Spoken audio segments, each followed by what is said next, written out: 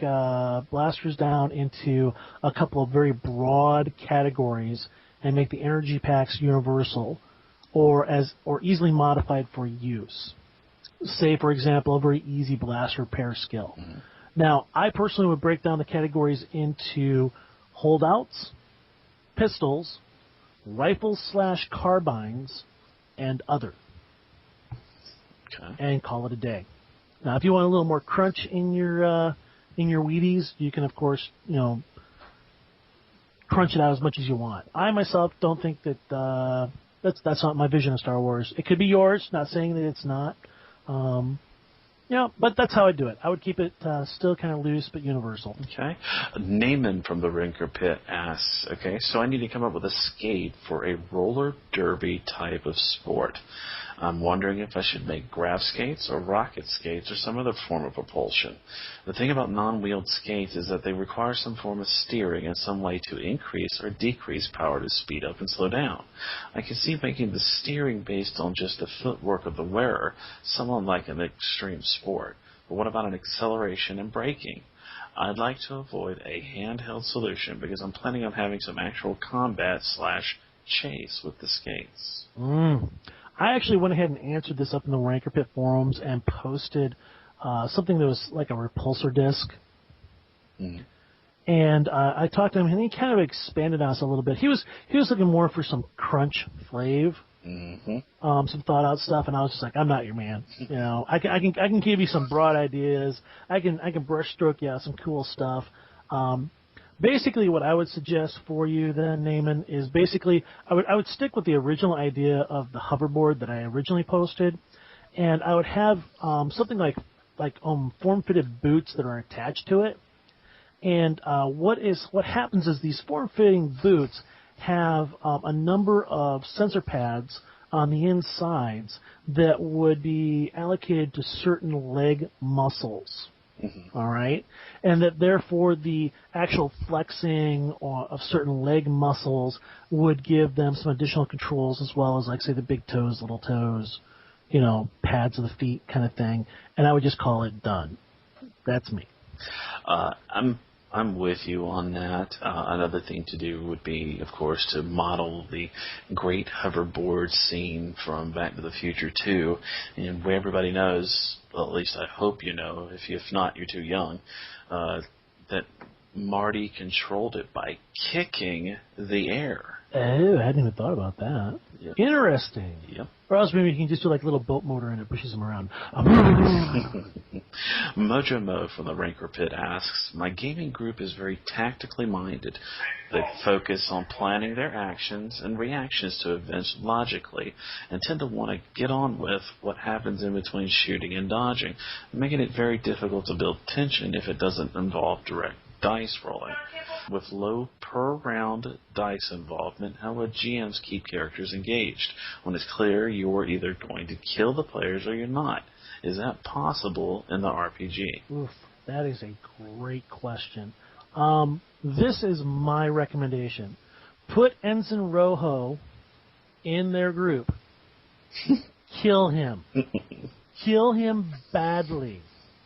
All right? As soon as people start dropping around PCs, or a PC gets hurt or maimed, and maimed in Star Wars just means that he goes off and gets a bionic hand or whatever.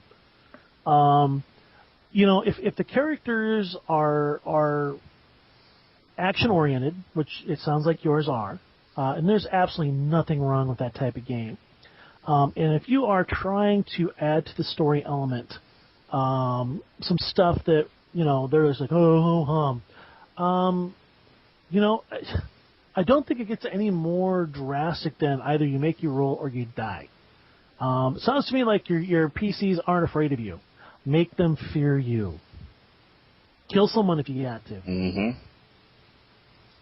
I mean, it sounds hardcore, but I mean, seriously, if you want, I can tell you right now, the quickest way to get some PCs paying attention to the game and not looking at the soccer game or the football game or going through rules and stuff like that, kill someone. Yes. Another thing is, the players of my previous group, they liked to the closest thing I can approximate it to is a Shadowrun group. Murder hobos. You've been there. They sit there and they plan and they plan and they plan and they plan. I force a time limit on them. I do too. If it's that important, I start a countdown of 10 minutes real time, and I translate it out to game time. One of them, the last adventure they ran together before I had to take this hiatus, they had 10 minutes to plan a rescue, and they didn't make it in time, and the person they rescued died, or tried to rescue died. Oosh. Yeah. I like it. No, I'm a big one on time constraints. Here's the thing. If they're in the middle of something and it's a time crunch sort of thing, and the PCs are just sitting there and they're like, well, blah, blah, blah, blah, blah. I'm just like, okay, guys, we need to move it because your characters are not staying in the middle of the hall, throwing Yahtzee dice, trying to figure out what it is they're going to do. They're being shot at, they're dodging, they're doing this. Okay, someone needs to make a decision now. What are you going to do? It's Star Wars. You fly by the seat of your pants and you see what happens. And if they don't give you an answer fast enough, you either A, skip their turn, B, penalize them in some other fashion, or C, make them hurt. Make them hurt. We're all about the dark side today. Kill, maim, destroy, rape the rainforest. We're all about it. Well, anyway, Mojo Mo, hopefully that gives you a little bit of ideas of what to do. I'm not a big person in arbitrarily killing off a character, but I am definitely one of those people that when I get frustrated and I feel as though the characters are not being respectful of their environment anymore, I'll whack them. On an aside, this isn't a question, but it's news from Facebook that I thought was really interesting. Andrew Zavodin is otherwise known as BSD Oblivion, the owner of the D6 Holocron. He writes, due to the efforts of one of the lovely members of the D6 Holocron, I will be able to set up the 2 unreleased issues of the Adventure Journals 16 and 17. The files are recreations of what should have been published at the time, or at least as close as you can come. Some of the pages are out of order or missing, but most of the pages are there. Either way, you will be able to access the books soon. I've also decided to replace the edited version of the Starships book with the uncensored version. As well, I'm finishing the download page for the Lords of the Expanse. All of these should be done by the end of the week. Now, if I could just get a copy of the X-Wing book, I'll be a happy camper. The X-Wing book he is referring to, of course, is the Rogue Squadron unfinished book. Right. West End Games died before it could be released, and the only known draft is on a corrupted CD. Yep, or so the rumor goes. Right. What is this Lords of the Expanse he's talking about? Lords of the Expanse. That is a very good question.